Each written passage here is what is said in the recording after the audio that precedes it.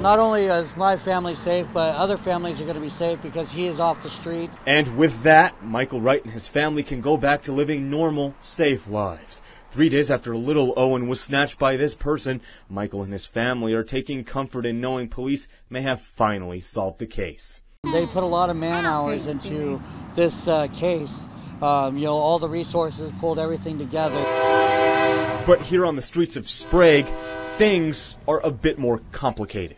You don't worry about sending kids to the park.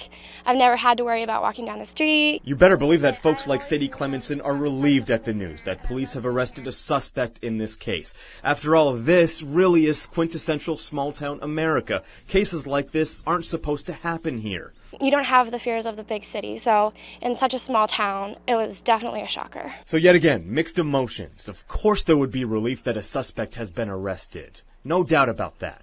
But a 15-year-old of all people who calls this close-knit community his home, devastating. That's even more shocking, honestly, because I know most of the people here, and I don't know this boy. It would have to be someone that I go to school with and I know personally, so it's like scary. Isaiah Yao was one of the 2 people who chased after the suspect during the attempted abduction. So you can imagine his shock at the prospect that the suspect he chased not only may go to his school, but is actually his age. If they went to school with me today, they had to be, or yesterday, they had to have very good acting, because I probably would have noticed if they were kind of avoiding me and Andrew. The sheriff's office says they used everything from DNA evidence to surveillance footage to arrest the suspect in this attempted kidnapping. We're told witnesses to the attempted abduction did identify the suspect through a photo montage.